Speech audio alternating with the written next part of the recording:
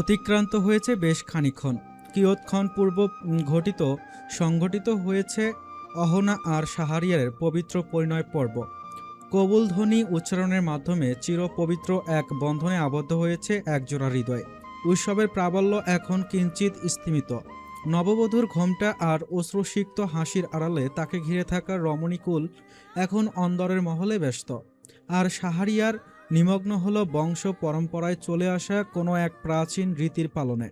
ব্যস্ততার এই অবসরে উৎসবের এক কোণে শান্ত হয়ে বসল তৃষা। পাশেই বসা চঞ্চল টুইঙ্কেল। ওর অবাধ্য বাদামি রঙের কেশরাশি দস্যিপোনায় এলোমেলো হয়ে পড়েছে। তৃষা অতি সন্তর্পণে নিজের নিপুণ আঙ্গুলে টুইঙ্কেলের রেশমি চুলে চিরুনি চালনা করতে করতে বলল, এত ছোটাছুটি কেউ করে সুইটহার্ট? দেখো তো, গাল দুটো একদম লাল হয়ে আছে। টুইঙ্কেল ওর ডাগর ডাগর নীলাভ চোখ দুটো নাচিয়ে তৃষার দিকে ফিরল।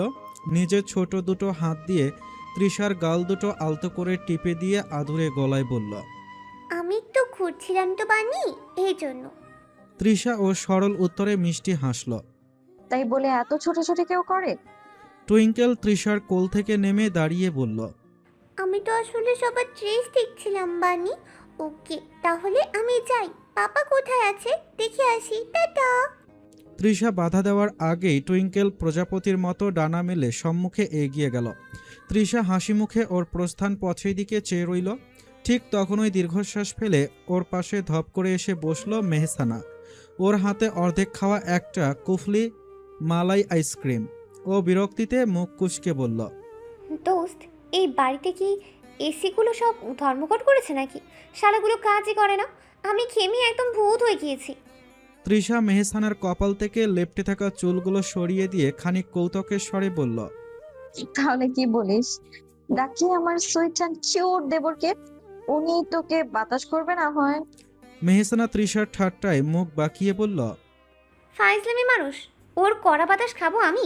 বই গেছে। আজ তো একটা হনুমান কোথাকার। ওর থেকে তো আমাদের বাড়ির পাশে বেগুনি আর চপ বিক্রি করে শামসুল কাকাও সুন্দর দেখতে। মেহসানার কথায় তৃষা হেসে কুপকাত। ঠিক তখনই পাশ থেকে একরাশ শীতল কণ্ঠস্বর বজ্রপাতের মতো আছড়ে পড়ল, বেগুনি আর চপ বিক্রি করা শামসুল কাকা? Like seriously miss sound box, আপনার স্ট্যান্ডার্ড কি দিন দিন পাতাল অভিমুখে যাত্রা করছে? পিছনে কারো অস্তিত্ব অনুভব করে মেহসানা ঘাড় ঘুরিয়ে তাকালো। দেখল আদ্রিয়ান দুই হাত পকেটে গুজে চোখের সানগ্লাসটা কপালে তুলে বেশ তেরাভাবে তাকিয়ে আছে। মেহসানার শামসুল কাকার উপমাটা যেন ওর কানে গিয়েছে। সেটা ও কুচকানো ভ্রু কুচকে রাখার ধরনই স্পষ্ট। মেহসানা নিজেকে সামলে নিয়ে সোফায় হেলান দিয়ে বসল এবং ততোধিক তেরা কণ্ঠে বলল, আরে, আপনি কখন উদয় হলেন? আর শামসুল কাকার চপ অন্তত আপনার এই বোরিং পার্সোনালিটির চেয়ে অনেক বেশি স্পাইসি অ্যান্ড টেস্টি। আদ্রিয়ান এগিয়ে এসে সোফার হাতলে ভর দিয়ে মেহসানার ঠিক সামনে ঝুঁকে এসে বাঁকা হাসল। একদম নিচু স্বরে বলল, আমি স্পাইসি কিনা সেটা কখনো টেস্ট করছেন? যে বলছেন আমার থেকেও স্পাইসি? ওর এমন কাছাকাছি উপস্থিতিতে সামান্য ঘাবড়ে গেল মেহসানা। মানে? আদ্রিয়ান নিজেকে সামলে সোজা হয়ে দাঁড়ালো। কিছু না, তবে স্পাইসি চপের কথা না হয় বাদই দিলাম, কিন্তু আপনার ওই শামসুল কাকা কি কখনো আয়নায় নিজেকে দেখেছে? না মানে আমার মতো একজন হ্যান্ডসাম হিউম্যান বিং এর সাথে ওই তৈলাক্ত চপওয়ালার তুলনা করাটা কি? ওকে কথা শেষ করতে দিল না মেহসানা। মাঝপথে ওকে থামিয়ে বলল, ওয়েট, কি বলেন? Handsome human being? তাও আপনি? দুটো একসাথে যায়? ওর এমন সূক্ষ্ম অপমানে প্রতিবাদ করার বদলে আদ্রিয়ান বাঁকা হেসে বলল, যাক, আপনার চোখের পাওয়ার যে -8 সেটা আজ কনফার্ম হলো। সমস্যা নাই, ডাক্তার মানুষ তো, রোগীদের এরকম ভুল ভ্রান্তি ক্ষমাসুন্দর দৃষ্টিতেই দেখি। অপমানের প্রতি উত্তরে পাল্টা অপমানিত হওয়ায় মেহসানা যেন অগ্নিশর্মা হয়ে উঠল। আদ্রিয়ানের দিকে আঙ্গুল উঁচিয়ে ফুঁসে উঠে বলল, নিজেরে কি ভাবেন শুনি? ওই রকম চশমুখোর ডাক্তার মার্কা লজিক দিয়ে আমার সাথে লাগতে আসবেন না। আপনি হ্যান্ডসাম নাকি আইলসা সেটা আয়নাতে গিয়ে জিজ্ঞেস করেন। ওই কানা মার্কা চেহারা নিয়ে বেশি ভাব মারবেন না একদম। আদ্রিয়ান মোটেও দমে গেল না। ভ্রু নাচিয়ে তাচ্ছিলর হাসিতে বলল, ব্যাস শুরু হয়ে গেল মিস সাউন্ড বক্সের ননস্টপ ক্যাসেট। আপনার এই চিল্লাইয়া আশপাশ মাথায় তোলা ছাড়া আর কি কোনো কাজ জানা আছে? তৃষা এতক্ষণ ওদের এই ঝগড়া উপভোগ করলেও এবার পরিস্থিতি হাতের বাইরে যেতে দেখে মাঝখানে ঢাল হয়ে দাঁড়ালো। দুজনের দিকে তাকিয়ে কপট রাগ দেখিয়ে বলল, থামবি তোরা? বিয়ে বাড়িতে তো একটু শান্তিতে থাক। মেহসানা, তুইও না সব কথায় কেন রিয়াক্ট করিস? এই উৎসবের দিনে অন্তত তোদের ঝগড়ার ইস্তফা দে। চল তো আমার সাথে ওইদিকে। তৃষার কড়া শাসনে দুজনেই গজগজ করতে করতে দুই দিকে মুখ ফিরিয়ে নিল। অতঃপর কোনরূপ পূর্বাভাস ছাড়াই স্থান ত্যাগ করল আদ্রিয়ান। মেহসানা ও নিঃশব্দে সেখান থেকে কেটে পড়ল। তৃষা ওদের প্রস্থান পথের দিকে চেয়ে ফোঁস করে একটা শ্বাস নিল। অতঃপর দোতলার দিকে পা বাড়ালো। বেলা গড়িয়ে অপরাহ্নের মেলানিমায় নীলিমা গৌধূলির আগমনে অপেক্ষমান। পূবালি বাতাসের ঝাপটায় তালুকদার মঞ্জিলের কার্নিশে বসা পায়রাগুলো পাকা ঝাপটে আপন নিরে ফেরার আয়োজনে ব্যস্ত। বিকেলের সেই ফিকে হয়ে আসা রৌদ্রুর জানালার কাজ শুইয়ে কক্ষের মেঝেতে দীর্ঘ ছায়া ফেলেছে। তৃষা কিছুক্ষণ পূর্বেই গোসল সেরে শুভ্র সতেজতায় কক্ষের অভ্যন্তরে পা রাখল। সিক্ত কেশদামের ভারে ওর গির্বাদেশ এক শীতল পরশ অনুভূত হচ্ছে। ভেজা চুলের আগা থেকে খসে পড়া জলবিন্দুগুলো ওর হালকা আকাশি রঙের কামিজের ঘাড়ের দিকটায় ভিজিয়ে দিচ্ছে। আয়নার সম্মুখে দাঁড়িয়ে ও যখন নিজের সতেজ মুখশ্রীতে কিঞ্চিত ময়েশ্চারাইজার লেপনে নিমগ্ন, তখন ওই পার্শ্ববর্তী টেবিলের ওপর রাখা ইলেকট্রনিক যন্ত্রটি সশব্দে কম্পিত হয়ে উঠল। ওখানে আর্যর ফোনটা অবহেলায় পড়েছিল। তৃষা আয়নায় নিজের প্রতিবিম্ব দেখতে দেখতেই ফোনের ভাইব্রেশনটা খেয়াল করল। স্ক্রিনে কোনো নাম নেই, শুধু কয়েকটা ডিজিট ভেসে উঠেছে। ও ভ্রুকুচকে একবার ফোনের দিকে চাইল, কিন্তু পরক্ষণে ভাবল কারো ব্যক্তিগত ফোনে হাত দেওয়া অনুচিত। তৃষা পুনরায় নিজের কেশরাজ সামলাতে ব্যস্ত হলো, কিন্তু এক মুহূর্ত পরেই ফের ফোনটা প্রবল বেগে কেঁপে উঠল। এবার তৃষা কৌতূহলী হয়ে পা বাড়ালো, ভাবল হয়তো কোনো এমার্জেন্সি কল। ফোনটা হাতে নিতেই কলটা কেটে গেল, কিন্তু ওর নজর কাড়ল লক স্ক্রিনে জলজল করা একটা ফেসবুক নোটিফিকেশনে। নোটিফিকেশন বারে বড় বড় করে লেখা, you have a new update sailing king. নামটা দৃষ্টিগোচর হতেই তৃষার হাতের চিরুনিটা টুপ করে ফ্লোরে পড়ে গেল। হৃৎপিণ্ডটা পাঁজরের ভেতর যেন কোনো ড্রাম পেটাচ্ছে। ও অবিশ্বাস্য দৃষ্টিতে ফোনের দিকে তাকিয়ে রইল। আর্যর ফোনের পাসওয়ার্ডটা ওর জানা, টুইঙ্কেলের জন্ম তারিখ। কাঁপা কাঁপা আঙ্গুলে কোডটা এন্টার করতেই ফোনের দুনিয়াটা ওর সম্মুখে উন্মুক্ত হয়ে গেল। তৃষা দ্রুত ফেসবুক অ্যাপটা ওপেন করে প্রোফাইলে ঢুকল। পেজের অ্যাডমিন হিসেবে আর্যর নামটাই শো করছে। দেখামাত্র হালকা বাদামি চোখের মনে স্থির হয়ে গেল ওর। অবিশ্বাসের ঘোর কাটিয়ে ও সরাসরি ইনবক্সে ক্লিক করল। সেখানে সবচাইতে ওপরের চ্যাটটাই ওর নিজের। স্বপ্নবিলাসী ম্যাম সম্বোধন থেকে শুরু করে প্রতিটি গভীর কাব্যিক প্রতিউত্তর সবই আর্য এহসানের কিবোর্ড থেকে ঝরানো। তৃষার পায়ের তলা থেকে যেন মাটি সরে গেল। ও ধপাস করে বিছানার কোণে বসে পড়ল। ওর যান্ত্রিক গম্ভীর মানুষটাই তবে ওকে পর্দার আড়ালে থেকে শব্দের মায়াজালে বুঁদ করে রেখেছে। ও কিছুতেই মানতে পারছে না ওর কিশোরী হৃদয়ে তীব্র ঝড় সৃষ্টিকারী ওর নিজেরই স্বামী। ওর ব্যক্তিগত পুরুষটাই ওর কল্পমানব, যার কল্পনায় কেটে যেত ওর দিনরাত। আনন্দ কৌতূহলের মিশেলে দিকশূন্য হয়ে ও ছুটে চলল আর্যকে খুঁজতে। তৃষা হন্তদন্ত হয়ে ছুটতে গিয়ে করিডোরের বাঁকেই আর্য শক্ত বুকের সাথে সজোরে ধাক্কা খেল। আর্য টাল সামলে নিয়ে দু হাতে তৃষার কাঁধ চেপে ধরল। ওর চোখে মুখে রাজ্যের বিস্ময় আর কপালে গভীর ভাঁজ। তৃষাকে ওভাবে হাঁপাতে দেখে আর্য বেশ উদ্বিগ্ন কণ্ঠে শুধাল, হোয়াট হ্যাপেন্ড তৃষা? এভাবে ঝড়ের বেগে কোথায় যাচ্ছিলেন? Anything wrong? তৃষা আর্যর চোখের দিকে চাইল। সেই একই ধূসর নীলচে চাউনি। তৃষার ঠোঁট দুটো থরথর করে কাঁপছে। ভেতরের তীব্র উত্তেজনা দলা পাকিয়ে ওর কণ্ঠে আটকে যাচ্ছে। ও অস্ফুট স্বরে বলতে চাইল, আপনি কি সেই কিন্তু স্ববর্ণটা উচ্চারিত হতেই তৃষার মস্তিষ্কে সচল হলো। হুট করে ওর মনে উপস্থিত হলো হাজারো প্রশ্নের সমাহার। তৃষা মনে মনেই ভাবল, আচ্ছা, আর্য তবে শুরু থেকেই জানতো যে ওপাশ থেকে কে কথা বলছে, নাকি ও সব মেয়ের সাথেই ওভাবে কথা বলে? তৃষার দুশ্চিন্তা আর বিস্ময়ের সীমা ছাড়িয়ে দৃষ্টি সংকুচিত হলো। এদিকে ওর অর্ধসমাপ্ত কথায় ভ্রু গোটালো আর্য। কৌতূহলী স্বরে পুনরায় প্রশ্ন করল, মানে কি বলতে চাচ্ছিলেন? তৃষা প্রশ্নগুলো নিজের মধ্যেই বদ্ধ করে বলল, সময় কয়টা বাজে দেখবেন প্লিজ? আর্যর কুঞ্চিত ভ্রুযুগল আরও কুচকালো। তবে ও তৎক্ষণাৎ আর কোনো প্রশ্ন না করে হাত ঘড়িটার দিকে একবার চেয়ে বলল, 4:05। যাবো। ছোট্ট স্বরে জবাবটা দিয়েই তৎক্ষণাৎ সেখান থেকে কেটে পড়ল তৃষা। আর্য ওর প্রস্থান পথের দিকে বেশ কিছুক্ষণ কৌতূহলী হয়ে চেয়ে রইল। মেয়েটার মতিগতি বোঝা বড্ড দায়। মেহসানা নিজের লেহেঙ্গাটা একপাশে সরিয়ে বিছানায় ধপ করে বসে পড়ে বড় বড় চোখ করে তৃষার দিকে চাইল। অবিশ্বাস্য গলায় ও চিৎকার করে উঠল। বলিস কি তৃষা, আর্য ভাইয়াই সেই সেইলিং কিং?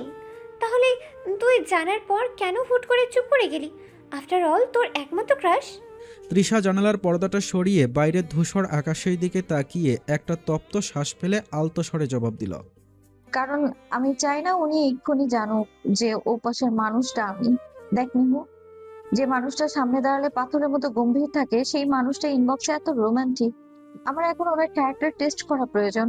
উনি কি শুধু আমার সাথেই ওভাবে কথা বলেন, নাকি ওপাশ থেকে যে কোনো মেয়ে নক দিলেই ওনার কবিসত্তা জেগে ওঠে? সেটা দেখতে হবে আমায়। মেহসানা ভুরু কুঁচকে বলল। মানে তুই এখন নিজের বরের সাথে লুকোচুরি খেলবি? ডার্লিং, ধরা খেয়ে কিন্তু হিতের বিপরীত হতে পারে। তৃষা সম্মুখের দর্পণে নিজের প্রতিবিম্ব দেখে বলল। ধরতে পারলে তো? আমি দেখতে চাই ওনার এই মেকি গাম্ভীর্যের আড়ালে আর কত রূপ লুকিয়ে আছে। মিস্টার ক্যাপ্টেনকে এবার নিজের জালেই আটকাতে হবে। আমি রেডি।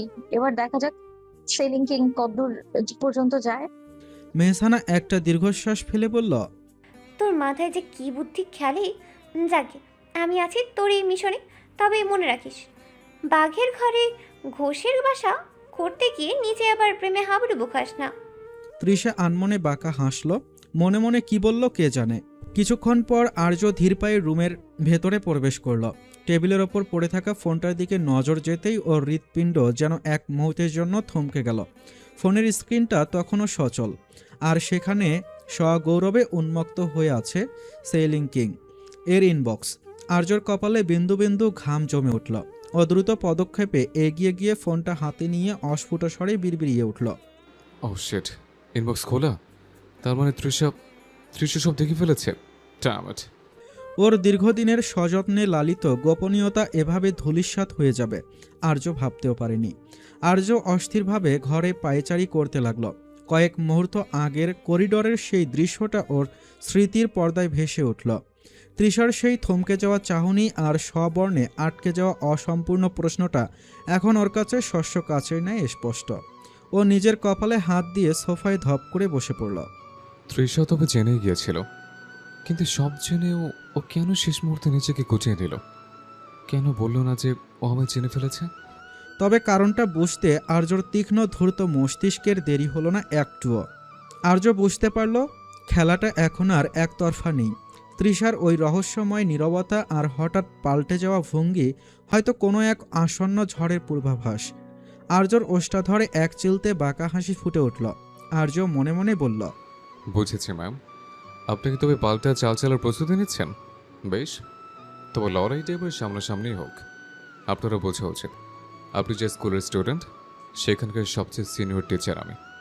আধার আচ্ছন্ন যামিনী নিবিড় আলিঙ্গনে আষ্টে পৃষ্ঠে জড়িয়ে ধরেছে ধারিত্রীকে।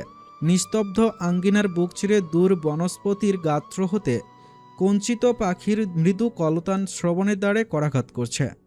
ঝিল্লির অবপূর্ণ বাগানের কার্নিশ ঘেঁষা কক্ষটি তখন টুইঙ্কেল আর তৃষার প্রাণবন্ত গুঞ্জনে মুখর। কিছুক্ষণ পূর্বে শাহরিয়ারের থেকে বসার ঘরে প্রবেশের অনুমতি শুল্ক বাবদ হাসিলকৃত অর্থের ভাগ বাটোয়ারা শেষে সবে কক্ষে ফিরেই টুইঙ্কেলকে খাওয়াতে তৎপর হয়েছে তৃষা। টুইঙ্কেল ছুটছে নিজ গতিতে, আর ওর পেছনে পেছনে খাবারের থালা হাতে বৃত্তাকার পথে সমগ্র কক্ষে দৌড়ে বেড়াচ্ছে তৃষা। এইটুকু মাম্মাম, একটুই তো খেয়ে নাও না সোনা। টুইঙ্কেল ছুটতে ছুটতে খিলখিলিয়ে হেসে বলল, না বানি, ওটা তুমি খাও, আমার ক্ষুধা নাই তো। একটু খাও সুইটহার্ট, আমার লক্ষ্মী সোনা। এটুকু খেয়ে নিলেই বানি কাল তোমাকে নিয়ে ঘুরতে যাব। বেড়াতে যাওয়ার প্রতিশ্রুতিতে থেমে গেল টুইঙ্কেল। সত্যি তো? প্রমিস? টুইঙ্কেল থামতেই হাফসে বাসল তৃষা। খানিক মুচকি হেসে ওর দিকে এগিয়ে আসতে আসতে বলল, প্রমিস। কিন্তু তার আগেই কক্ষে প্রবেশ করল আর্য। কিঞ্চিত গম্ভীর ওর মুখাবয়ব। তবে তৃষা বিন্দুমাত্র অবাক হলো না, কেননা এটাই তো মিস্টার ক্যাপ্টেনের চিরাচরিত বৈশিষ্ট্য। কি হচ্ছে মাম্মাম? এখনো খাবার ফিনিশ হয়নি? টুইঙ্কেল আর্যর দিকে চেয়ে বলল, বাবা আর একটু আছে। তাড়াতাড়ি খাবারটা ফিনিশ করো মাম্মাম, রাতে প্যাকেটিং আছে, কাল ফিরতে হবে তো আমাদের। আকস্মিক আর্যর মুখে ফেরার কথা শুনেই ভ্রু কুঁচকে গেল তৃষার। বিস্মিতও হলো খানিক। কাল ফিরতে হবে মানে? আর্য তৃষার বিস্মিত মুখবয়বে চেয়ে বলল, আমার মেরে নিয়েছি নির্তৃষা, কাজকর্ম বলেও তো কিছু আছে আমার নাকি? বলতে বলতে আর্য খেয়াল করলো তৃষার মুখটা ছোট হয়ে আসছে। ও এইবার কণ্ঠটা সামান্য কোমল করে বলল, আর এমনিতেও ছুটির টাইম ওভার আমার, হেডকোয়ার্টার থেকে কল এসছে, 4 দিনের ভেতরে জয়েন করতে হবে, তাই। ও আচ্ছা। ছোট স্বরে কথাটা বলেই তৃষা টুইঙ্কেলের দিকে এগিয়ে গিয়ে শান্ত ভঙ্গিমায় ওকে খাওয়াতে লাগলো। আর্য আর দৃষ্টিতে চেয়ে দেখল তৃষার সংকুচিত মুখশ্রী। ওর বিষণ্ণ মুখচ্ছবি দেখে আর্যর বুঝতে বাকি রইল না যে এই মায়াভরা পরিবেশ ছেড়ে হঠাৎ চলে যাওয়ার খবরটা তৃষার মনে কতটা চোট দিয়েছে। হয়তো সে ভেবেছিল আরও কিছুদিন এই স্নিগ্ধ সময়গুলো তার মুঠোয় বন্দি থাকবে। আর্য কিঞ্চিত অপরাধ বোধে ভুগলেও কর্তব্যের টানে ও নিরুপায়। ধরণীর বক্ষচিরে নেমে আসা সুপ্ত নিস্তব্ধতায় চারিধার এখন আচ্ছন্ন। ঝিল্লি রব ক্লান্ত হয়ে থিতু হয়েছে নিঝুম নিশীথে। ঝিরঝিরে সমীরণে পত্রপল্লবের মৃদু মর্মর ধ্বনি ব্যতীত আর কোনো স্পন্দন নেই। ধরিত্রীর থমথমে ঘুমন্ত অবয়বে প্রান্তর জনহীন। তৃষা আজ তামান্নাদের সাথে ঘুমিয়েছে, তবে প্রায় 1.5 ঘন্টা যাবৎ বিছানায় এপাশ ওপাশ করছে ও ঘুমের লেশমাত্র চোখে নেই। বিরক্তিতে এবার উঠে বসল তৃষা। হাত বাড়িয়ে পাশের টেবিল থেকে ফোনটা তুলে নিয়ে ডাটা অন করতেই স্ক্রিনটা জ্বলে উঠল। আর ঠিক তখনই তৃষার হৃদস্পন্দন এক মুহূর্তের জন্য থমকে গেল। সেইলিং কিং নামটার পাশে সবুজ বিন্দুর সংকেত দিচ্ছে আর্য এখন অনলাইনে আছে। তৃষা দ্রুত সময়ের কাটায় তাকালো। 1:05। ওর কপালে সূক্ষ্ম ভাঁজ পড়ল। এই মানুষটা কি তবে ওর মতোই অনিদ্রার দহনে পড়ছে, নাকি ওপাশ থেকে অন্য কারো সাথে শব্দের মায়াজাল বুনছে? কৌতূহল আর কিঞ্চিত ঈর্ষার মিশ্রণে তৃষার আঙ্গুলগুলো কিবোর্ডে সচল হলো। তৃষা লিখে পাঠালো। এত রাতে লাইনে যে? তৃষা ঈষৎ বিড়ম্বনায় ভুগছিল এত রাতে মেসেজের প্রতিউত্তর আদৌ পাওয়া যাবে কিনা। তবে ওকে অবাকে চূড়ান্তে পৌঁছে মেসেজটা সেন্ড হওয়া মাত্রই টাইপিং লেখাটা ভেসে উঠল। তবে তৃষার চিন্তার রেশ বিন্দুমাত্র না কমে বরং দ্বিগুণ হলো। কিছুক্ষণের মাঝেই আর্য লিখে পাঠালো, ঘুম আসছে না, রিজন? বউ নাই পাশে। আর্যর এমন অকপট উত্তরে তৃষা বিস্ময়ে চূড়ান্ত সীমা চূর্ণ করে তাজ্জব বনে গিয়েছে।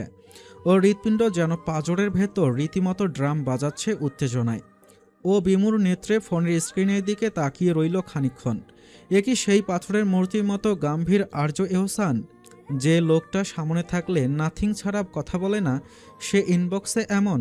অতঃপর তৃষা নিজেকে সামলে নিয়ে টাইপ করল, ও বাবা, তা সেইলিং কিং ম্যারিড নাকি?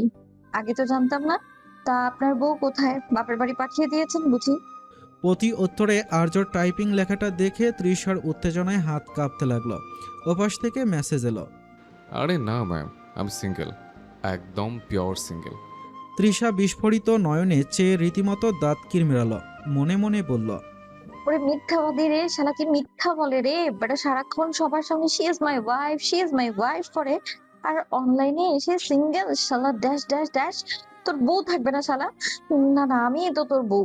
কি বলি ধুর। তৃষা তড়িঘড়ি করে লিখল, তাই নাকি? তার মানে আপনি একদম সিঙ্গেল? তাহলে একটু আগে যে বললেন বউ পাশে নেই তাই ঘুম আসছে না, ওটা কি তবে আসমান থেকে আমদানি করেছেন? আর্য এবার এক বাঁকা হাসির ইমোজি পাঠিয়ে লিখল, ওটা তো জাস্ট রূপকর্তে বলা ম্যাম। আসলে আমার মতো দুর্ভাগ্য মানুষের কপালে কি আর বউ জোটে?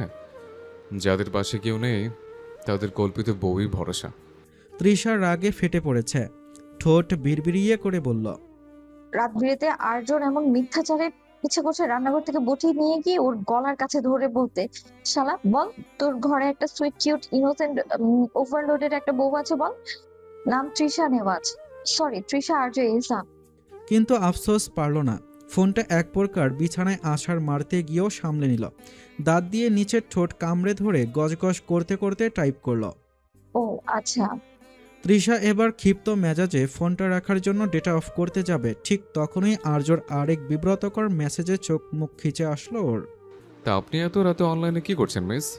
বয়ফ্রেন্ড টয়ফ্রেন্ড আছে নাকি? তৃষা যেন উত্তর দিতে ভুলে গেল। কি বলবে ও?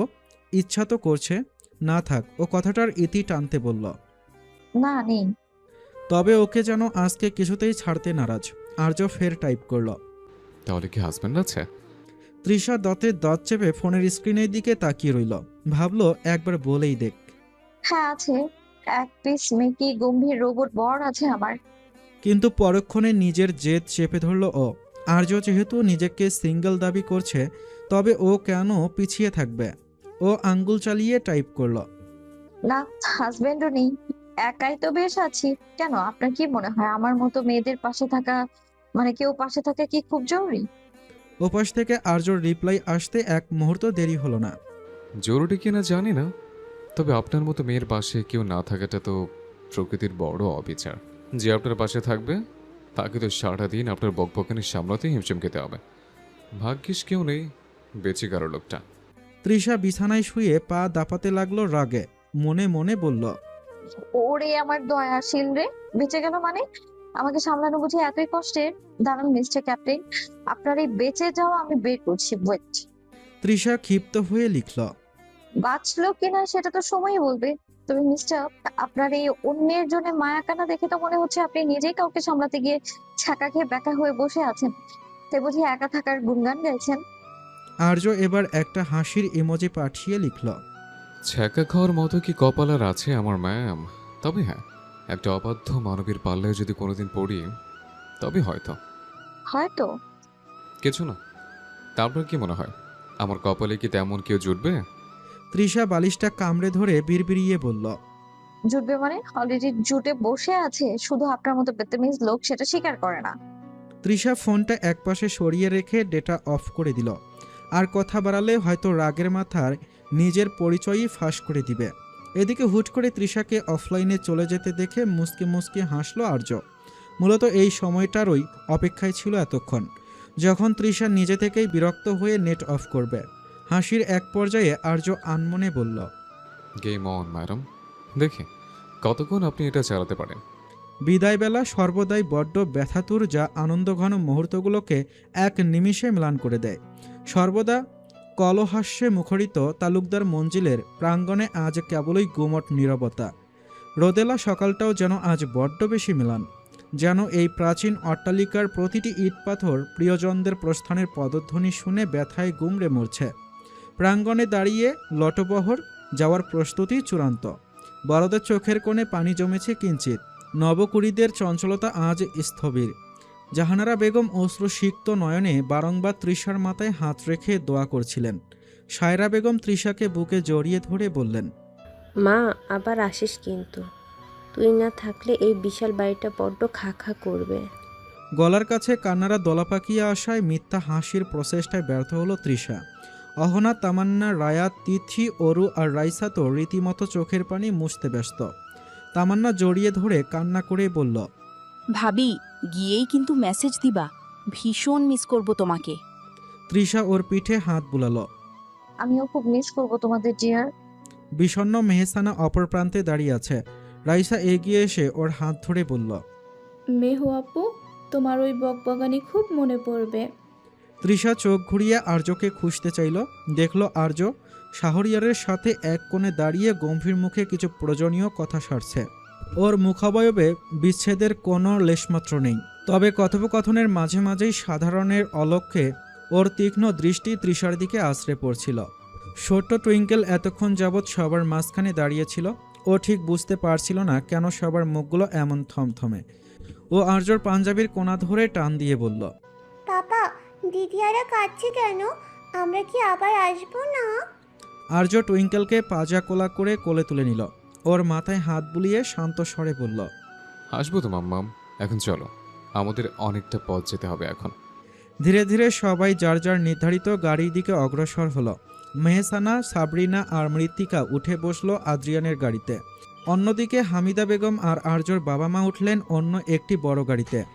ওনাদের চোখে মুখের মলিনতায় প্রিয়জনদের ছেড়ে যাওয়ার বেদনা স্পষ্ট। সবশেষে আর্যর কালো রঙের গাড়িটা স্টার্ট দিল। পেছনের সিটে টুইঙ্কেল আর তৃষা পাশাপাশি বসা। আর্য স্টিয়ারিং হুইলে হাত রেখে আয়নায় একবার তৃষার বিষণ্ণ মুখচ্ছবিটা দেখে নিল। টুইঙ্কেল জানালার পাশে বসে হাত নেড়ে নেড়ে সবাইকে বিদায় দিচ্ছিল। টাটা দিদিয়া।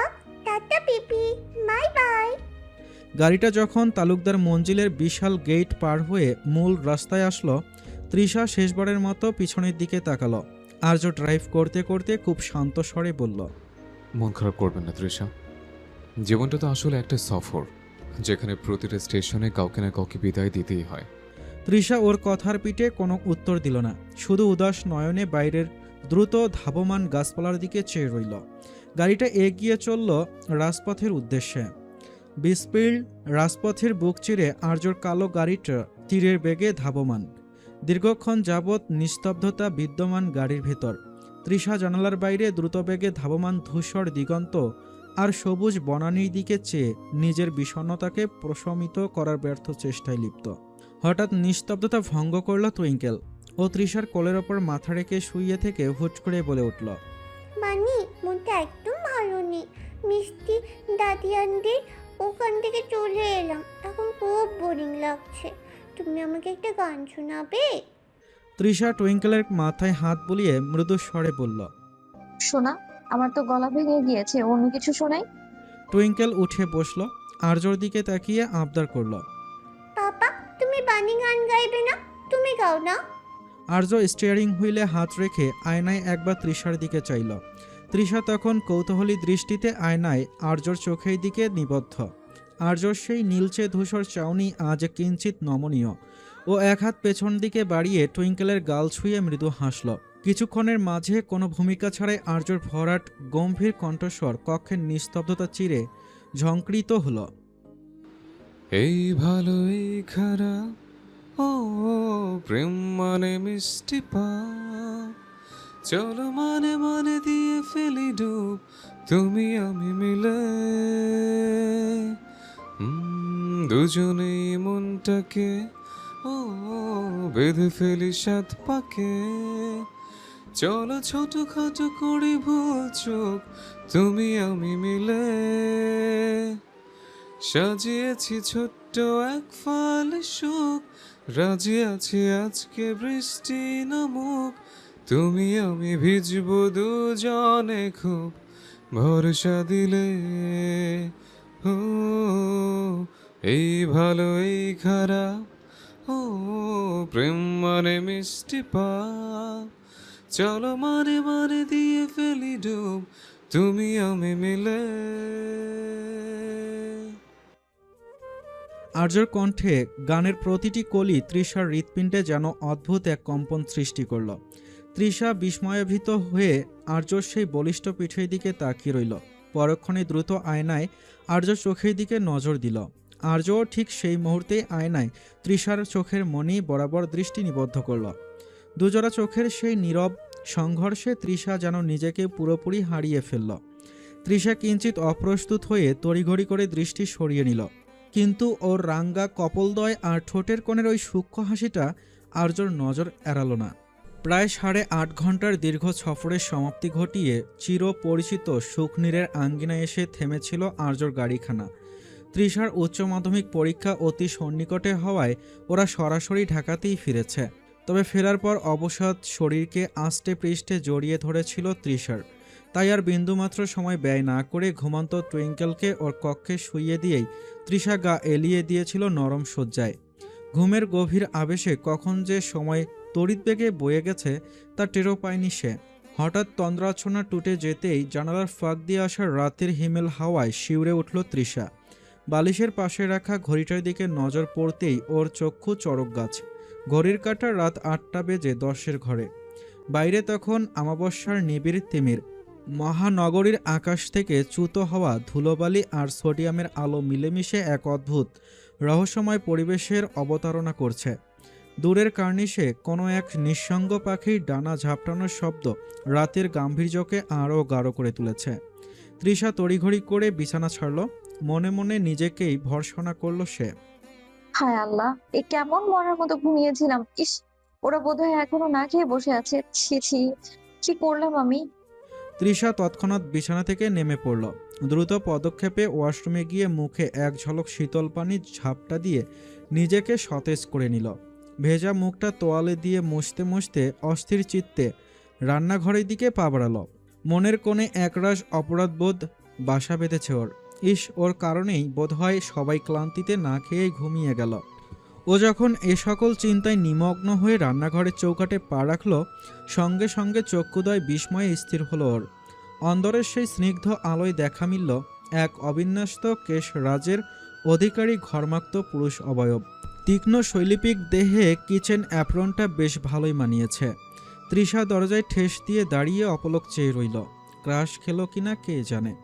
আর্য তখনও চপারে সবজি কাটতে ব্যস্ত। হঠাৎ সবজি কাটার জন্য উৎপন্ন একটানা শব্দের সমাপ্তি ঘটাতেই ধ্যান ভাঙল তৃষার। ও তৎক্ষণাৎ খানিক নড়ে উঠে মৃদু স্বরে শুধাল, আপনি আপনি রান্না করছেন? আর্যর হাতের চপারটা একবার থেমে আবারও সচল হলো। ও একবারও তৃষার দিকে না তাকিয়ে তেসরাভাবে প্যানের দিকে চেয়ে গম্ভীর গলায় বলল, আপনার কি মনে হয় মিস, আমি মেরিড ইঞ্জিনিয়ারিংয়ের পাশাপাশি না খেয়ে থাকে ট্রেনিংও নিয়েছে? 8 ঘন্টা ড্রাইভ করে আসার পর কারো না কারো তো ডিনারের চিন্তা করতে হবে। তৃষা অপরাধ বোধে কুকড়ে গিয়ে 2 কদম এগিয়ে এসে আমতা আমতা করে বলল, আসলে আমি খুব টায়ার্ড ছিলাম তো। আপনি কেন কষ্ট করতে গেলেন? দিন, আমি করছি। আর্য এবার চপারটা রেখে সোজা হয়ে দাঁড়িয়ে ওর কপালে জমে থাকা ঘামটা হাতের উল্টো পিঠ দিয়ে মুছে তৃষার চোখের দিকে তীক্ষ্ণভাবে তাকালো। Don't need. রান্নাঘরটা অলরেডি একটা ল্যাবে পরিণত হয়েছে। নতুন কোনো এক্সপেরিমেন্ট করতে গিয়ে বিপদ বাড়াবেন না। তার চেয়ে বরং শান্ত হয়ে ওপাশে দাঁড়ান। বকবক না করলে কি আপনার মাইগ্রেন অ্যাটাক হয়? তৃষা গাল ফুলিয়ে বিরক্তি নিয়ে বলল, সবকিছুতে কি ধমক দেওয়া জরুরি? আমি তো জাস্ট হেল্প করতে চেয়েছিলাম। আপনার হেল্প মানে কাজ ডাবল হওয়া। ওপাশে গিয়ে গ্লাসগুলো টেবিলে রাখুন। ওইটুকু আপনার কোটা। এর বেশি নড়াচড়া করলে কিন্তু কিচেন থেকে বহিষ্কার করবো আপনাকে। তৃষা রাগে গজগজ করতে করতে গ্লাসগুলো নিতে গেল। ঠিক তখনই টুইঙ্কেল হাই তুলতে তুলতে চোখে হাত ঘষতে ঘষতে রান্নাঘরে ঢুকল। ও তৃষার কোমর জড়িয়ে ধরে আধো আধো কণ্ঠে বলল, পাপা ক্ষুধা লেগেছে তো। তৃষা এক ঝলক আর্যর দিকে ইশারা করতেই টুইঙ্কেল অসহায় স্বরে বলল, ও বানি নো, প্লিজ তুমি কিছু করো। পাপা ওসব ঘাস পাতা কি রান্না করে? তৃষা টুইঙ্কেলের কথা শুনে হাসবে না কাঁদবে ভেবে পেল না। ও আর্যর দিকে আড়চোখে তাকাতেই আর্য টুইঙ্কেলের দিকে ফিরে তাকিয়ে বলল, সবজিকে ঘাস পাতা বলে এটা তোমাকে কে শিখেছে মাম্মাম? টুইঙ্কেল বাচ্চামি সুলভ কণ্ঠে বলতে গেল। বানি তো।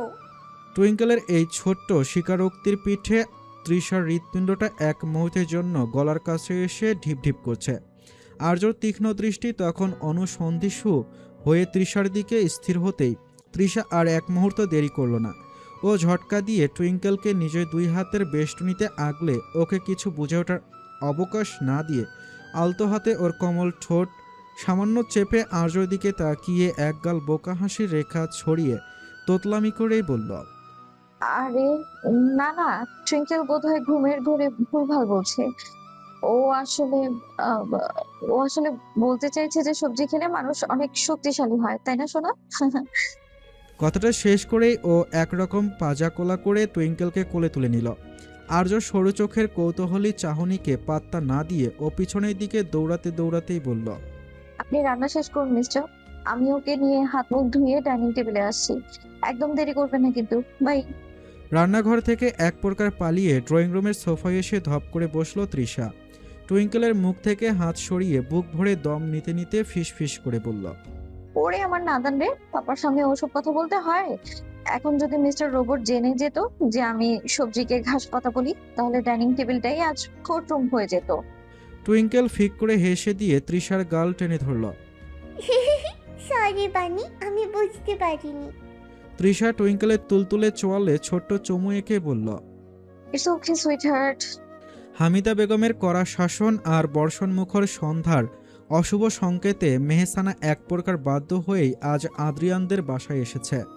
দীর্ঘ সফরের ক্লান্তি কাটাতে ও গেস্ট রুম ভেবে যে কক্ষটিতে ঢুকেছিল সেখানে এসির স্নিগ্ধ পরশ পেতেই কখন যে অঘোর ঘুমিয়ে পড়েছে তার হদিশ নেই। হঠাৎ করেই কানের খুব কাছে কারো গলার আওয়াজ আর মৃদু খসখস শব্দে তন্দ্রা ভেঙে গেল মেহসানার। ধরফরিয়ে উঠে বসে ও দেখল কক্ষের আবসা আলোয় সামনেই দাঁড়িয়ে আছে আদ্রিয়ান। ও তখন নিজের শার্টের বোতাম খুলতে ব্যস্ত ছিল। মেহসানাকে ওভাবে বিছানায় আবির্ভূত হতে দেখে আদ্রিয়ান এক মুহূর্ত স্থির হয়ে গেল।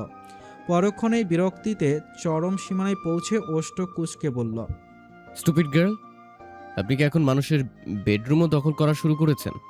আমার রুমে এভাবে চোরের মতো এসে আস্তানা গেড়েছেন কেন? Get out of my bed. Mehesana ঘুমের ঘোরে হতভম্ব হয়ে দ্রুত বিছানা থেকে নামল। এলোমেলো ওড়নাটা সামলে নিয়ে চারদিকে একবার চোখ বুলিয়ে বিড়বিড়িয়ে বলল, উইয়ার্ড, এটা আপনার রুম? আমি তো ভেবেছিলাম এটা গেস্ট রুম। সরি, জানতাম না। বলেই ও দরজার দিকে এক কদম বাড়ল।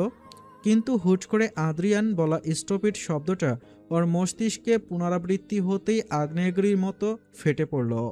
পিছন ফিরে কোমরে হাত দিয়ে রণচণ্ডী মূর্তিতে চেঁচিয়ে উঠল, এই যে মিস্টার সেলফ ডিক্লেয়ার্ড হ্যান্ডসাম, কি বললেন আমাকে?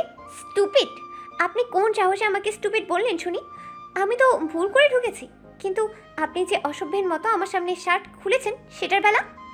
আদ্রিয়ান তাচ্ছিলর হাসি হেসে বলল, নিজের রুমে শার্ট খুলবো না তো কি আপনার পারমিশন নিয়ে লুঙ্গি ডান্স করব? কথায় লজিক নেই, শুধু নয়েজ পলিউশন। এবার কি দয়া করে আপনার এই সানবক্সটা নিয়ে বেরোবেন? আমার ঘুম পাচ্ছে। আপনার ঘুমের 12টা বাজিয়ে তবেই আমি যাব। মেহসানা আরও এক ধাপ এগিয়ে এলো। অসভ্য অভদ্র লোক কোথাকার!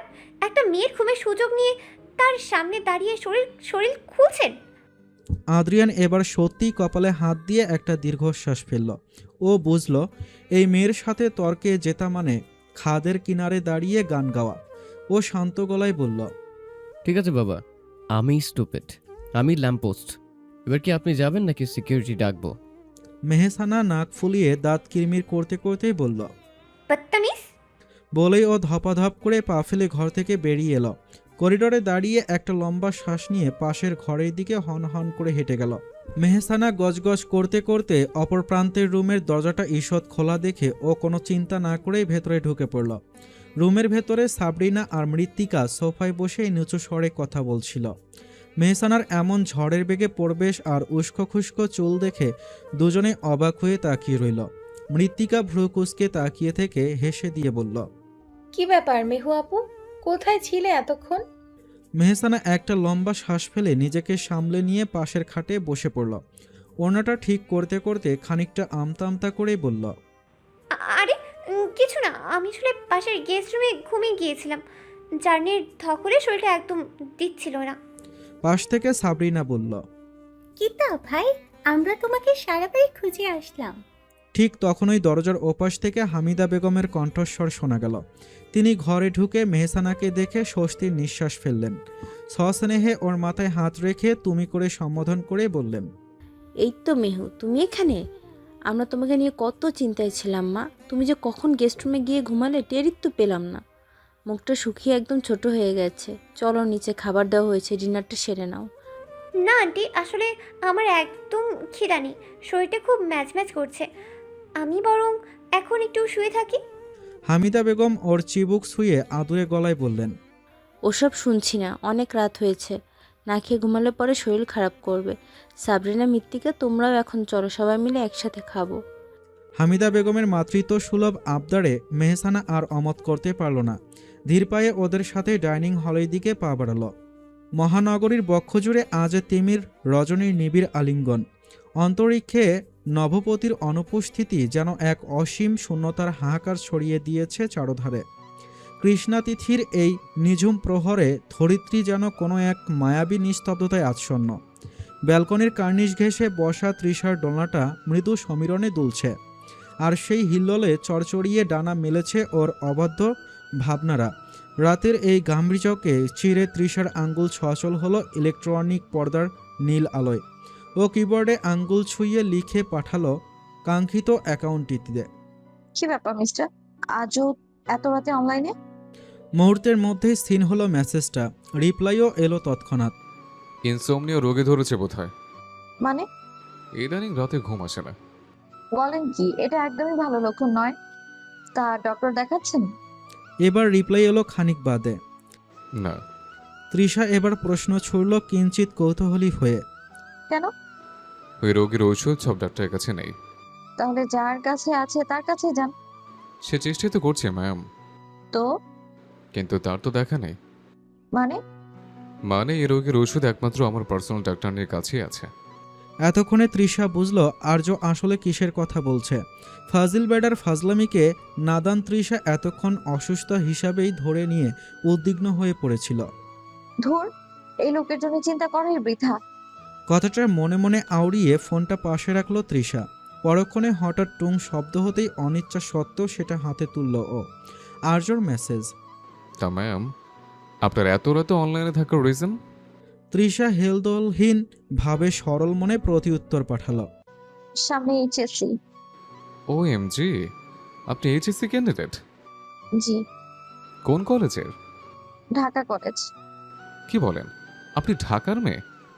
না, আমি গ্রামের মেয়ে, পড়াশোনার খাতিরে রাজধানীতে থাকি।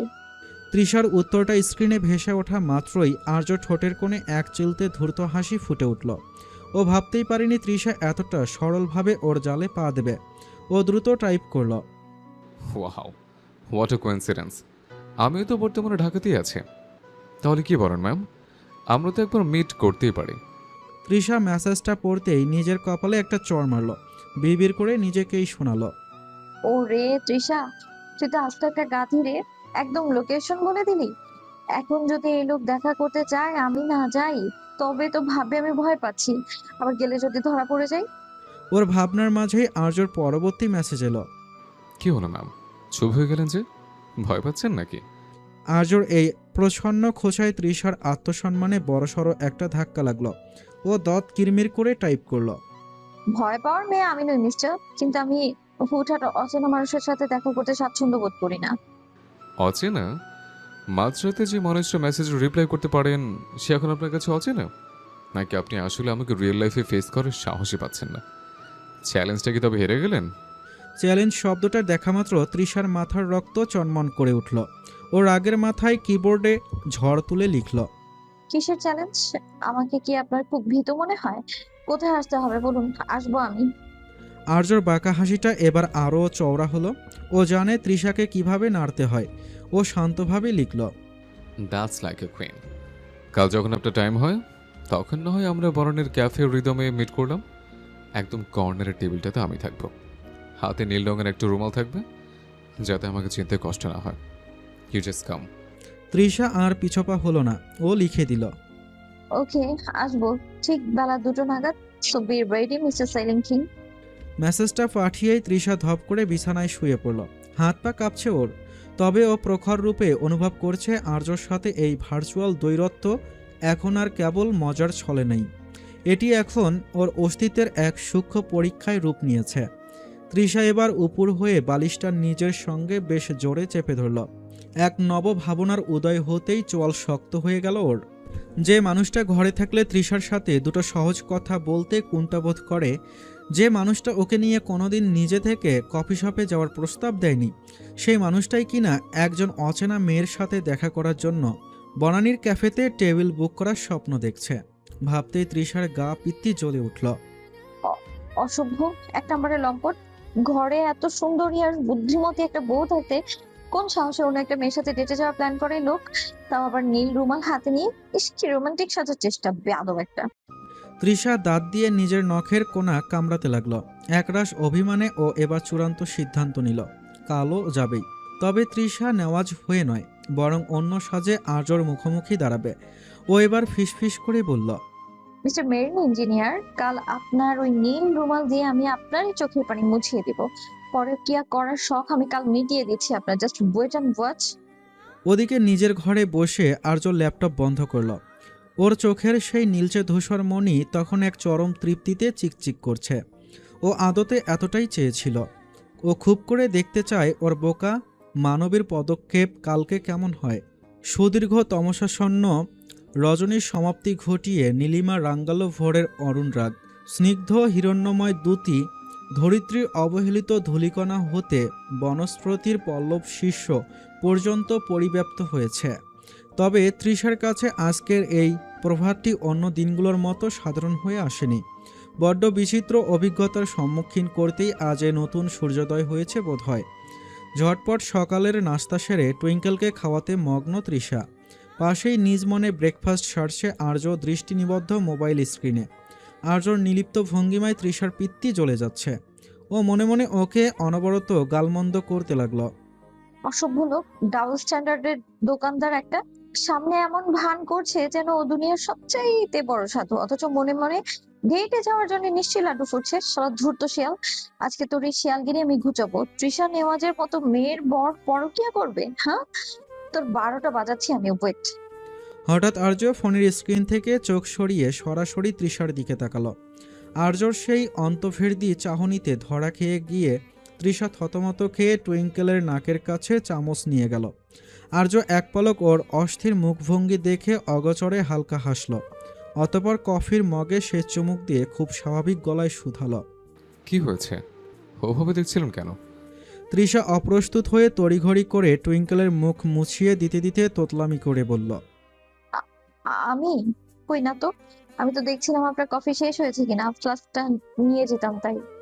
আর্য ঘড়ির দিকে একবার চেয়ে বরাবরের ন্যায় গম্ভীর স্বরে বলল, ও আচ্ছা, শুনুন, আজ কলেজ ছুটির পর আপনাকে পিক করতে পারবো না। ওপরে চলে আসবেন অথবা বাসে। আমার একটু ইম্পর্ট্যান্ট কাজ আছে। তৃষা কৌতূহলী হওয়ার ভান ধরে ভ্রু কুঁচকে শুধালো। ইম্পর্টেন্ট কাজ? কিসের কাজ হঠাৎ করে? আর্য ফোনের স্ক্রিন অফ করে পকেটে রাখতে রাখতে বলল, তেমন কিছু না, একজনের সাথে মিট করার ব্যাপার আছে, দ্যাটস ইট। তৃষা মনে মনে দাঁত কিরমির করেই বলল, শুধু কি আর একজনের সাথে মিট বললেই হয় যে অনলাইন প্রেমিকার সাথে পরকিয়া করতে যাচ্ছিস? তবে ও মুখে একরাশ সরলতা ফুটিয়ে তৃষা বলল, ও তাই? আচ্ছা ঠিক আছে, কাজ ছেড়ে সাবধানে ফিরবেন। আর্য চেয়ার ছেড়ে উঠে কক্ষের দিকে এগিয়ে গেল। আর্যর পায়ের আওয়াজ মেঝের ওপর মিলিয়ে যেতেই পিষে তৃষা রণচণ্ডী মূর্তিতে রূপ নিল। ও চামচটা থালায় সশব্দে রেখে বিড়বিড়িয়ে বলল, শালা চোর, তোর ইম্পর্টেন্ট কাজের আমি নামটা পড়াবো আজ। তারা আমাকে মিথ্যে বলে পরকিয়া করতে যাওয়া বের করছি আমি, তোর ওয়েট। এদিকে তৃষার আকস্মিক বদলে ভ্রু কুঁচকে চাইল সম্মুখে উপস্থিত টুইঙ্কেল। কি হয়েছে পানি? তুমি কি অ্যাংরি? টুইঙ্কেলের কথায় সঙ্গে সঙ্গে আদল বদলায় তৃষা। নিজের সমস্ত ক্ষোভ ক্রোধ সন্তর্পণে আড়াল করে জোরপূর্বক এক চিলতে হাসি ফুটিয়ে তোলে ঠোঁটের কোণে। না sweetheart, I am not angry. But ওভাবে তাকাচ্ছিলে কেন? তৃষা এইবার ঝুঁকে টুইঙ্কেলের সম উচ্চতায় এসে ওর তুলতুলে চোয়াল আলতো করে স্পর্শ করে বলল, এমনি সুইটহার্ট, যাই হোক আজকে বানির ফিরতে লেট হবে, তুমি দুপুরে ঝুমান্টির কাছে খেয়ে নিও, কেমন? টুইঙ্কেল হেসে সম্মতি সূচক মাথা নাড়ল। তৃষা ওর চোয়ালে চুমু খেয়ে বলল, মাই গুড গার্ল। তপ্ত দ্বিপ্রহরের প্রহর দাবদাহে তিলোত্তমা নগরী হাঁসফাঁস করছে। পিচঢালা রাস্তার উত্তাপ কলেজ ক্যাম্পাসের গাছগাছালি ঘেরা প্রান্তরেও এসে হানা দিয়েছে। ক্লাস শেষে তৃষা আর মেহসানা এসে থিতু হয়েছে ক্যাম্পাসের সেই পুরনো করই গাছটার নিচে সিমেন্ট বাঁধানো বেদিতে। এক চিলতে ছায়ার জন্য তখন রীতিমতো হাহাকার। তৃষার কপালে মুক্ত ন্যায় জমেছে ঘামবিন্দু। ওনার আঁচল দিয়ে বারবার মুখটা মুছেও শান্তি পাচ্ছে না ও। মেহসানা কোল্ড ড্রিঙ্কসের বোতলে চুমুক দিয়ে একটা স্বস্তির নিঃশ্বাস ফেলে তৃষাকে বোঝানোর উদ্দেশ্যে বলল, দেখ তৃষা, আই থিঙ্ক এত বড় রিস্ক নেওয়া ঠিক হবে না। তৃষা অগ্নিশর্মা হয়ে আছে রীতিমতো। তুই চুপ থাক, ওই ব্যাপারে সাহস কি করে হয় ঘরে বউ রেখে পরকিয়া করতে চায়? হ্যাঁ, মেহসানা অন্য কিছু বলতে যাচ্ছিল হয়তো, তবে তৃষার মুখে বউ শব্দটা কর্ণগোচর হতেই কিঞ্চিত বিস্মিত হয়ে কৌতূহলী দৃষ্টিতে চাইল ও। ওয়েট তৃষা, কি বললি? বউ? সিরিয়াসলি? তীব্র ক্রোধাবৃত তৃষার কাছে মেহসানার কথাটা বড্ড বিরক্তকর শোনালো। Are you joking? বউ ছাড়া আর কি হই আমি ওনার? মেহসানা এবার ঈষৎ শব্দ করে কেসে উঠল। ইয়ে মানে, ওকে কথা শেষ করতে না দিয়ে তৃষা উঠে দাঁড়িয়ে ব্যাগটা কাঁধে ঝুলিয়ে বেরিয়ে যেতে যেতে বলল, যেভাবেই হই আর আমাদের সম্পর্ক যেমনটাই হোক না কেন, ওনার বউ হই আমি, মিসেস তৃষা আরজে ইহসান। তাই আমি ভিন্ন অন্য কোনো মেয়ের সাথে ডেট কি তাদের দিকে তাকানোর চেষ্টা করলেও না ওনাকে নিঃশেষ করে দেবো আমি। উত্তম মধ্যাহ্নের রুদ্র রোষ যেন রাজপথের পিচ গলিয়ে দিচ্ছে। ক্ষণকাল অতিবাহিত হয়েছে। বনানীর সেই অভিজাত ক্যাফে হৃদমে সুসজ্জিত প্রবেশদ্বারের সামনে তৃষা দাঁড়িয়ে আছে। কিছুতেই নিজেকে শান্ত করতে পারছে না ও। ওর হৃৎপিণ্ড অবাধ্য অশ্বের ন্যায় বক্ষপিঞ্জরে আঘাত হানছে বারংবার। কাছের ওপারে শীততাপ নিয়ন্ত্রিত এক শীতল পরিবেশ, আর এপারে প্রখর দাবদাহে ও ঘেমে নিয়ে একাকার। তৃষা আজ নিজেকে আগাগোড়া আবৃত করে এসেছে। পরনে কালো বোরখা, মাথায় নিখুঁত হিজাব আর মুখমণ্ডলে সার্জিক্যাল মাস্ক। একমাত্র ওর এই কাজল টানা বাদামি চোখ দুটো ছাড়া চেনবার জো নেই, এটাই সেই চঞ্চল তৃষা। অতঃপর এক বুক নিঃশ্বাস নিয়ে নিজেকে সামলে কাচের দরজা ঠেলে ভেতরে প্রবেশ করতেই এসির হিমেল পরশ ওর তপ্ত ললাট ছুঁয়ে গেল। ভেতরে আলোকসজ্জা বেশ স্নিগ্ধ, হালকা নীলচে আভার মাঝে কফির সুবাস মম করছে। তৃষা একবার চারোধারে সন্ধানী দৃষ্টি বুলালো। ঠিক তখনই ওর নজর স্থির হলো একদম বাম দিকের নিভৃত কোণের টেবিলটিতে। পরনে সেই নেভি ব্লু শার্ট, যা কালো নিজেই আয়রন করে আলমারিতে রেখেছিল, সেটাই পরিহিত আর্য এহসান এক হাতে কফির মগ ধরে, অন্য হাতে অত্যন্ত নিবিষ্ট মনে একটা বিজনেস ম্যাগাজিনের পাতায় চোখ বুলাচ্ছে। টেবিলের ওপর অবহেলায় পড়ে আছে সেই নীল রুমাল। আর্যর ওই প্রশান্ত গম্ভীর মুখচ্ছবি দেখে তৃষার গা পিত্তি জ্বলে যাচ্ছে রীতিমতো। তৃষা কাঁপা কাঁপা হাতে ফোনটা বের করে ডেটা অন করল। মেসেঞ্জারে নক দিল সেইলিং কিংকে। কই মিস্টার, আমি তো ভেতরে, আপনাকে তো দেখছি না। আর্যর হাতে থাকা ফোনটা জ্বলে উঠল। ও ম্যাগাজিন রেখে ফোনটা হাতে নিল। মুহূর্তেই মাঝেই রিপ্লাই এলো। আমি তো ঠিক জায়গাতেই আছি ম্যাম, লেফট কর্নারের টেবিলটা খেয়াল করুন। তৃষা মাস্কের আড়ালে বিদ্যমান গোলাপি ঠোঁট কামড়ে টাইপ করল। ও আচ্ছা। তৃষা এবার সোজা হয়ে দাঁড়ালো। ফোনটা ব্যাগে পুরে ধীর পায়ে আর্য টেবিলের দিকে অগ্রসর হলো। তীব্র আক্রোশ মিশ্রিত পদক্ষেপ ও আর্যর ঠিক উল্টো পাশের চেহারাটার সামনে গিয়ে অস্থির হয়ে দাঁড়ালো। আর্য তখনও ফোনে মগ্ন। তৃষা নিজের তর্জনী উঁচিয়ে আর্যর ম্যাগাজিনের ওপর হালকা টোকা দিল। আর্যর ধ্যান ভাঙল ও ধীরে ধীরে মাথা তুলল। হিজাব আর মাস্কে আবৃত এই রহস্যময়ী রমণীর চোখের দিকে তাকাতেই ওর চাহনি মুহূর্তের জন্য তীক্ষ্ণ হলো। আর্য খুব স্বাভাবিক ভঙ্গিতে চেয়ার ছেড়ে উঠে দাঁড়ালো। সব টেবিল এসি ম্যাম, ওয়েলকাম, বসুন। তৃষা কথা বলল না, শুধু নিঃশব্দে চেয়ার টেনে আর্য ঠিক মুখোমুখি বসল। আর্য ওয়েটারকে ইশারা করে 2 কাপ কাপাচিনো অর্ডার দিয়ে তৃষার দিকে ঝুঁকে এলো। পুরো মুখটা তো ঢেকে রেখেছেন ম্যাম, কফি খাবেন কিভাবে? তৃষা আড়ষ্ট হয়ে বসে আছে। হিজাব আর মাস্কের আড়ালে ওর নিঃশ্বাস যেন ক্রমশ ভারী হয়ে আসছে। আর্যর সেই অন্তর্ভেদী চাহনি যেন বোরখার প্রতিটি সুতো ভেদ করে ওর আসল পরিচয় খুঁজে বের করার চেষ্টায় মগ্ন। আর্য হেলান দিয়ে বসে ওকে নিরীক্ষণ করতে করতে অতি শান্ত স্বরে বলল, ইনবক্সের সেই কনফিডেন্ট মানুষটা এখন এমন স্ট্যাচুর মতো চুপ কেন? আমি কি এতটাই ভয়ঙ্কর যে আপনার ভয়ে কথা আটকে যাচ্ছে? This is totally unexpected. Trisha তবুও নিরুত্তর। ওর ভেতরে তখন আগ্নেয়গিরির লাভা টকবক করে ফুটছে। মনে মনে ও ক্রমাগত আর্যকে তুলোধুনো করছে। ও অসভ্য একটা পরনারীর সাথে বসে ফ্ল্যাট করতে তোর লজ্জা করছে না? বউয়ের সামনে তো সাধু সেজে বসে থাকিস, অন্য নারীর সামনে এসে তোর সাধুত্ব ফোটোস। হ্যাঁ, তবে মুখে ফুটছে না কিছুই। সব কথা যে কন্ট্রোলালিতে এসে আটকা পড়েছে। ঠিক তখনই ওয়েটার ট্রে সাজিয়ে 2 কাপ ধোয়া ওঠা ক্যাপাচিনো টেবিলের ওপর রাখল। কফির ঘ্রাণ মমা করছে চারোধারে। আর্য কফির কাপটা তৃষার দিকে কিঞ্চিত ঠেলে দিয়ে গম্ভীর কণ্ঠে বলল, কফিটা নিন ম্যাম। বাই দ্য ওয়ে, মাস্কটা কি খোলা যায় না? অন্তত কফিটা খাওয়ার জন্য হলেও। তৃষা এবার আর নিজেকে সামলাতে পারল না।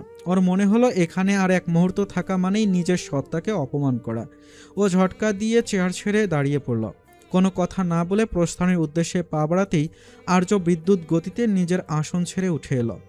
তৃষা কিছু বুঝে ওঠার আগেই আর্য ওর হাতের কবজিটা তীব্র মালিকানায় চেপে ধরল। তৃষা বিস্ফোরিত নয়নে আর্যর দিকে চাইতেই ওর দৃষ্টিগোচর হলো আর্য ঠোঁটের কোণে বিদ্যমান বাঁকা হাসি। কোথায় যাচ্ছেন ম্যাডাম? শপিংয়ে যাবো তো আমরা। তৃষা এবার আর নিজেকে সামলাতে পারল না। ক্ষিপ্রতার সহিত ঝাটকা মেরে নিজের হাতটা ছাড়ানোর ব্যর্থ প্রচেষ্টা চালিয়ে খানিক উঁচু স্বরে বলল, হাত ধরেছেন কেন? ছাড়ুন। আর আমি কোথাও যাব না আপনার সঙ্গে, আমার ফ্যামিলি আছে, বলে আসিনি আমি, বকবে আমায়। আর্যর বাঁকা হাসির রেখা এবার প্রসারিত হলো। ও নিজের বাবরি চুলগুলো সামান্য ঝাঁকিয়ে অতি লৌকিক স্বরে তৃষার কানের কাছে ঝুঁকে এসে ফিসফিসিয়ে বলল, আমার বউ কিনা আমি শপিংয়ে যাব, এতে কে কি বলবে? মানে? তৃষার পায়ের তলা থেকে যেন মাটিটা সরে গেল। ও স্তব্ধ হয়ে আর্যর দিকে চেয়ে রইল। আর্য ওর কবজি থেকে হাতের বাঁধনটা আলগা করে দিয়ে পকেটে হাত গুজে দাঁড়িয়ে স্বাভাবিক গলায় বলল, আপনার কি মনে হয় ড্রামা শুধু আপনি একাই জানেন? আর্যর কথাগুলো কর্ণকুহরে পৌঁছাতেই তৃষার হৃদস্পন্দন এক মুহূর্তের জন্য থেমে গিয়েছে। পরক্ষণেই দ্বিগুণ বেগে ছুটতে শুরু করছে। ও ফ্যালফ্যাল করে চেয়ে রইল আর্যর দিকে। আর্য খুব সাবধানে তৃষার মুখের মাস্কটা আলতো করে সরিয়ে দিল। উন্মোচিত হলো তৃষার সেই ঘর্মাক্ত বিস্ময়ে বিমর মুখচ্ছবি। তৃষা অস্ফুট স্বরে তোতলামি করে বলল, আপনি আপনি আগে থেকে জানতেন, কিন্তু কি করে? আমি তো আর্য চেয়ারে আয়েশ করে বসে কফির কাপে চুমুক দিয়ে বলল, তৃষা, আমার মেরিন ইঞ্জিনিয়ার। সাগরের দিগন্ত দেখে ঝড়ের পূর্বাভাস দেওয়ার ক্ষমতা রাখে। আর ঘরের ভেতরে আমার পিচ্ছি বউটা যে আমার ফোন চেক করে, আমার কিনে দেওয়া ফোন দিয়ে আমাকে টেক্সট করছে, সেটা বুঝবো না? তৃষা অপমানে আর লজ্জায় লাল হয়ে গেল। ও রাগে ফুঁসতে ফুঁসতে টেবিলের ওপর সজোরে থাপ্পড় মেরে বলল, তাহলে এত নাটক করার কি দরকার ছিল? আপনি কি আনন্দ পাচ্ছিলেন আমাকে এভাবে গাধা বানিয়ে? হ্যাঁ, আর্য এবার গুরুতর ভঙ্গিমায় তৃষার হাতটা নিজের হাতের মুঠোয় নিয়ে ধীর স্থিরভাবে বলল, নাটকটা আমি করিনি তৃষা, শুরুটা আপনিই করেছিলেন। আমি শুধু দেখতে চেয়েছিলাম এটা আর কত দূর যায়। তৃষা তখন ওর হাত ছাড়ানোর চেষ্টায় অব্যাহত। নাটক করবেন না একদম। আপনি তো পরকীয়া করতে এসেছেন। যদি এখানে অন্য কোনো মেয়ে আসতো, তবে নিশ্চয়ই তাকে নিয়েও শপিং এ যেতেন, তাই না? আর্য এবার কিঞ্চিত রাগী দৃষ্টি নিক্ষেপ পূর্বক ওর চোখের মণি বরাবর দৃষ্টি নিবদ্ধ করে গম্ভীর স্বরে বলল, stop talking like an idiot. You know very well যে আমি কারো মেসেজের রিপ্লাইও করি না। বাট আমি জানতাম ওটা আপনি ছিলেন, এই জন্যই পাত্তা দিয়েছিলাম। তৃষা আর কিছু বলল না, মুখ বাঁকালো ইঞ্চি খানেক। কি আর করবে, এমনিতেও আর্যকে শায়েস্তা করতে এসে নিজেই নাস্তানাবুদ হচ্ছে। আর এখন যাই বলবে আর্য নিশ্চিত সেগুলোর এমন যুক্তি দিবে যা খণ্ডন করা ওর সাধ্যের বাইরে। এমতো অবস্থায় তাই চুপ থাকাই শ্রেয়। তবে ও শান্ত থাকলেও ক্ষুদ্র মুহূর্তের ব্যবধানে আর্য বলল, by the way, you looking gorgeous in this outfit. I must say, এই মডেস্ট লুকে আপনাকে আরও বেশি ডিভাইন লাগছে। এখন থেকে বাইরে বেরোলে এটাই কন্টিনিউ করবেন। বোরখা আপনাকে একটু বেশি সুন্দর লাগে। আর্যর আকস্মিক প্রশংসায় তৃজর ফর্সা মুখশ্রী আপেল বর্ণ ধারণ করল। লোকটার ওপর বেশিক্ষণ চটে থাকাও দায়, তবে ও অত সহজে দমে যাওয়ার পাত্রী নয়। ও কৃত্রিম গাম্ভীর্য ধরে রেখে বলল, আমার সুন্দর লাগা নিয়ে আপনাকে ভাবতে হবে না মিস্টার। এখন চলুন এখান থেকে বের হই, মানুষজন অদ্ভুতভাবে তাকাচ্ছে আমাদের দিকে। আর্য এক চিলতে মৃদু হাসি হেসে বিলটা পে করে একসঙ্গে বের হয়ে গেল ক্যাফে থেকে। কিছুক্ষণের মধ্যেই আর্যর গাড়ি এসে থামল রাজধানীর এক অভিজাত শপিং কমপ্লেক্সের সুউচ্চ প্রবেশদ্বারের সম্মুখে। কাঁচ আর ইস্পাতের কারুকার্যে নির্মিত সেই বিশাল অট্টালিকাটির প্রবেশ পথের প্রশস্ত কাচের দরজায় বিকালের ম্লান রৌদ্র প্রতিফলিত হয়ে এক মায়াবী আভার সৃষ্টি করেছে। আর্য গাড়ির লক খুলে তৃষার দিকে তাকিয়ে শান্ত স্বরে বলল, নামুন ম্যাম। তৃষা এক ঝলক ওর দিকে তাকিয়েই নেমে পড়ল। আর্যও নামলো পরপর। দুজনে মিলে এগিয়ে চলল ভেতরের দিকে। ভেতরে ঢুকেই প্রতিবারের ন্যায় রীতিমতো এলাহি কাণ্ডের সূচনা করেছে আর্য। তৃষা আজ কোনো কথা না বলে এক কোণে চুপিসারে দাঁড়িয়ে থাকতে চেয়েছিল, তবে শেষমেশ তাতে ব্যর্থ হলো ও। এগিয়ে এসে কপট রাগ দেখিয়ে বলল, আরে মিস্টার, আর ইউ ক্রেজি? এত ড্রেস, শাড়ি, এগুলো দিয়ে কি করবো আমি? কে শোনে কার কথা? আর্য অর্ডার কনফার্ম করে দিয়ে তবেই তৃষার দিকে ফিরল। কিঞ্চিত ভ্রু কুঞ্চনপূর্বক চেয়ে আছে তৃষা ওর দিকে। প্রতিদিন নতুন নতুন ড্রেস পরবেন আর প্রতিদিন ছবি তুলে আমাকে পাঠাবেন। প্রতিদিন সকালে আপনার একটা নতুন ছবি সহ মেসেজে আমার ঘুম ভাঙানো চাই। আন্ডারস্ট্যান্ড? বিস্ময়ে তৃষার মুখশ্রী হাও হয়ে গেল। শুধুমাত্র ছবি তুলে পাঠানোর জন্য এত ড্রেস? ওই যে বললাম, প্রত্যেক দিন একটা করে।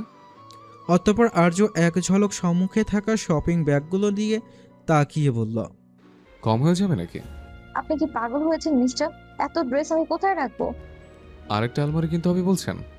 না, এত ড্রেস নিতে হবে না বলছি। আমি কোনো নিষেধাজ্ঞা শুনি না।